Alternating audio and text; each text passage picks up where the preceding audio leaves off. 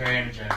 Alright, so I like to talk about myself. The reason I decided to start doing stand-up is I think like most comedians I need therapy. I can't really afford it, so I just come up here and bitch about my life. I hate my job. I work at a truck stop. For those of you who don't know, a truck stop is a gas station for assholes. Every fucking trucker is a fat fucking asshole. Those trucks aren't carrying anything. It's to haul their fat asses around. Right? I'm fat, but standing next to them, I look like a P90X infomercial. Alright? I have this one fat fucking customer. He comes up, he comes like once a week, alright? And he comes up carrying 2 chili dogs and a 64-ounce soda. Alright? And this motherfucker comes to my register, leans over, huffing, alright, I need 2 slices of that there pizza and 2 Marble Red 100s. I'm like, no, you need a doctor. Like, I'm pretty sure you had 2 heart attacks walking over here. Like, I feel like a drug dealer who knows if I sell this guy any more crack, he's gonna die. But luckily for me, I don't give a fuck. Like, as long as he doesn't die in the store, right? Because then I'm gonna have to fill out paperwork, we're gonna get witnesses. It's just fucking inconvenient. Yeah, you know, these fucking truckers are racist ass motherfuckers too, okay? They walk in with like hats with like a Confederate flag on them and shit. And I was talking to my coworker about Chris Rock's new movie, Top 5. And I'm talking to her about it. And this trucker just, barges in. He's like, I'm not a fan of Chris Rock. Okay, cracker. I wonder why. And so he leaves. And it's almost poetic. My next customer, a black man. And I'm like, my brother, come here. I'm like, you gotta love Chris Rock. He's like, yeah, man, he's pretty funny. And I'm like, I had this last customer. He told me he didn't like Chris Rock. I was pretty offended. And he's like, man, I'm gonna tell you why he didn't like Chris Rock.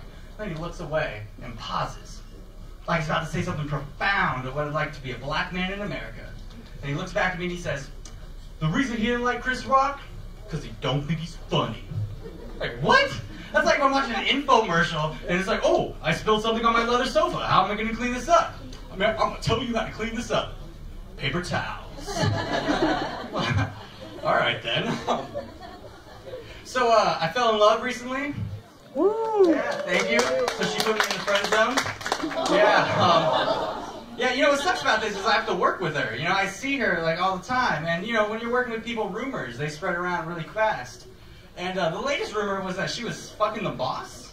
And I was fucking pissed. Not because I thought the rumor is true, because they just skipped right over me. Right? I mean, this girl and I go on break together every single day for 6 months. They look at her and they look at me and they go, you ain't getting any pussy. Right? I'm so deep in the friend zone, I can't even get a rumor. Right? Like, it's so frustrating. Like, what do I have to do to get a fucking rumor? Right? It's just frustrating being friends with girls in general. Right? Because this might make me a pig, but being friends with girls is just like having a job. Okay? And the only time I want to be friends with a girl, it is followed by with benefits. Okay? Because you can't get a job without benefits anymore, thanks to Obamacare. Right? So I think, he surpassed another law. Right? The End to Just a Friend Act. Because if you're going to be on the phone with a girl for 4 hours while she complains about her boyfriend, it's worth at least a hand job. Yeah, but, listen, not having a girlfriend for, I've never had a girlfriend, I'm 23, and not having a girlfriend for this long, it fucks with your head, right? It gets in your subconscious, right? I had a dream the other night, and I had a dream that I was saving the world. I'm like the Jewish James Bond, right? James Bondberg, if you will, right? I'm saving the world, I'm fighting ISIS, and I'm fighting them, I'm saving the world, and in the process of saving the world, I have to disarm a bomb. In order to disarm the bomb, I have to call somebody and get the code to disarm the bomb. Really easy. It's my dream. Don't judge. So I call this, and I call the person to disarm the bomb, and it's a beautiful girl on the other line. And I'm like, I gotta focus. I gotta disarm the bomb. I'll talk to her later. So I get the code to disarm the bomb, and I'm like, I'm all hyped up. I just saved the fucking world. I'm gonna call this girl back and I'm gonna ask her out. Right? I would never do this in real life. That's how you know it's a dream. So I call her, right? And I'm like, so you wanna go out sometime? And she's like, from what I hear, you struggle to play basketball and win more games of Pokemon, so no. Click! Just hangs the fuck up. So, even in my dreams, after I save the world, I can't get laid. I moved back in with my mom recently. Yeah, you know what? Everyone thinks that, oh, you moved back in with his mom. No, I moved back with my mom because mom's disabled. and you know she's helping the rent, so I'm gonna get some.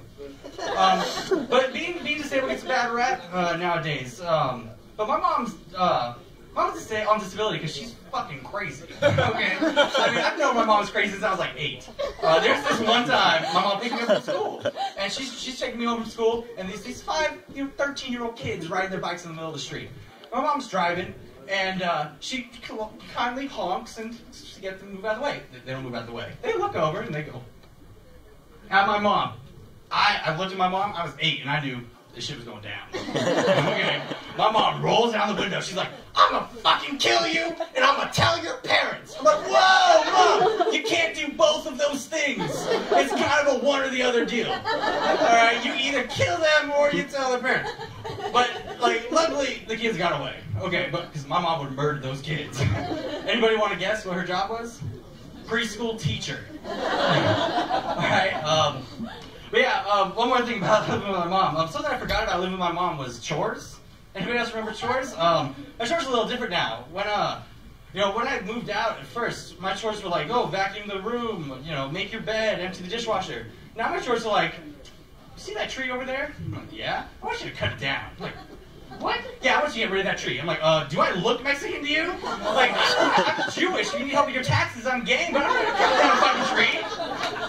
Okay, I'm sorry, Mexicans. This is a little racist. I love Mexican food.